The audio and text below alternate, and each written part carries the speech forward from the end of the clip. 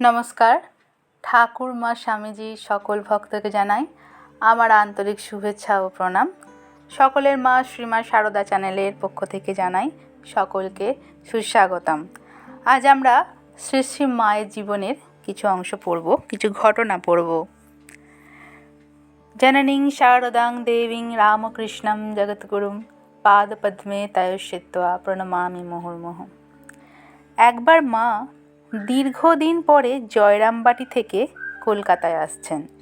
সঙ্গে আছেন গোলাপ মা ও যোগিন মা। মাকে প্রণাম করবার অধীর আগ্রহে স্বামী প্রেমানন্দ ও স্বামী ব্রহ্মানন্দ হাওড়া স্টেশনে গিয়ে অপেক্ষা করতে লাগলেন। গ্রীষ্মকাল, তার উপর ট্রেন এলো নির্দিষ্ট সময়ে 3 ঘন্টা পরে। সকলেই গরমে গলদঘর্ম। গোলাপ মা আর যোগিন মা সন্তর্পণে মাকে নামালেন। তারপর মহারাজদের দিকে চোখ পড়া মাত্রই গোলাপ মা চেঁচিয়ে উঠলেন, হ্যাঁ মহারাজ, তোমাদের কি একটু আক্কেল নেই? এই রোদে মা তেতেপুরে এলেন, আর তোমরাই যদি পেন নাম করবার জন্য এখানে এসে বিভ্রাট করো তো অপরের কথা আর কি বলি। নিতান্ত অপরাধীর মতো মহারাজ আর প্রণাম করতে এগোলেন না, কিন্তু মনে করলেন শ্রীমার সঙ্গে বাগবাজার পর্যন্ত গিয়ে দেখে আসা উচিত তার থাকার ব্যবস্থা ঠিকঠাক হয়েছে কিনা।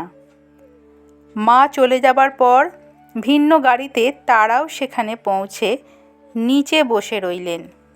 এমন সময় ঘরমাক্ত কলবরে গিরিশ ঘোষ সেখানে এসে উপস্থিত। তিনিও মায়ের দর্শন প্রার্থী।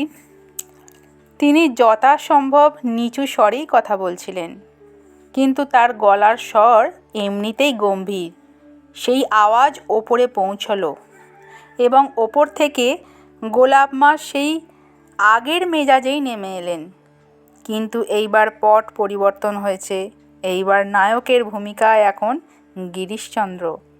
গোলাপ মা বললেন, বলি গিরিশবাবু, মাকে তো দেখতে এসেছো। মা তেতেপুরে এলেন, কোথায় একটু জিরাবেন না এখানেও এলে কি না জ্বালাতন করতে? সে কথায় কান না দিয়ে গিরিশবাবু বললেন, চলো চলো মহারাজ, বাবুরাম, চলো মাকে ডেকে আসি। এই বলে সোজা উপরে চললেন। গোলাপ মা আবার চেঁচিয়ে উঠলেন। তখন গিরিশবাবু বলে উঠলেন, ঝাঁঝা মেয়ে বলে কিনা মাকে জ্বালাতন করতে এসছি। কোথায় এতদিন পরে ছেলের মুখ দেখে মায়ের প্রাণ জুড়িয়ে যাবে, আর ইনি মাতৃস্নেহ শেখাচ্ছেন। তারা উপরে চলে গেলেন এবং মাও তাদের দেখে খুব খুশি হলেন। পেছন পেছন গোলাপ মাও তখন পৌঁছচ্ছেন। তিনি সজল নয়নে মাকে বললেন, শেষে কিনা গিরিশবাবু আমাকে এরকম বললে। মা বললেন, তোমাকে না অনেকবার বলেছি আমার ছেলেদের সম্বন্ধে কোনো মতামত প্রকাশ করতে যেও না। বিজয় গর্ভে গিরিশবাবু নিচে নেমে এলেন। আরও একটি ঘটনা। জয়রামবাটিতে মায়ের বাড়ির গরু দুটি দেখাশোনা করে যে ছেলেটি, তার নাম গোবিন্দ। 9-10 বছরের ছেলেটি অল্প বয়সেই মা বাবাকে হারিয়ে বড় দুঃখের মধ্যে বড় হয়ে উঠেছে। তাকে কেউ বলে রাখাল, কেউ বলে বাগাল। কাজকর্ম ভালোই করে এবং মায়ের স্নেহ আদরে বেশ ভালোই আছে জয়রামবাটিতে। একবার ভীষণ খোশপাজরা হলো।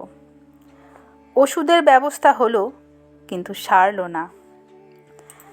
একদিন রাত্রে গোবিন্দের ভীষণ যন্ত্রণা। অসহায় বালক খোশপাজরার যন্ত্রণায় কাঁদতে লাগলো। পরদিন ভোর হতে না হতেই মা তাকে বাড়ির ভেতরে ডেকে নিয়ে এলেন। তারপর নিজে হাতেই শিলনোড়াতে নিম পাতা হলুদ বাটতে লাগলেন।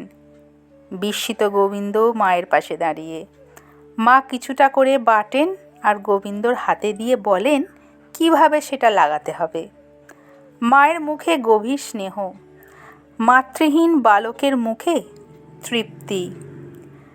দুজনের মুখ দেখে ও কথাবার্তা শুনে কে বলবে যে নিজের ছেলে নয়? মায়ের যত্নে অল্প দিনেই গোবিন্দ সুস্থ হয়ে ওঠে। নমস্কার, সকলে ভালো থাকবেন। জয় মা।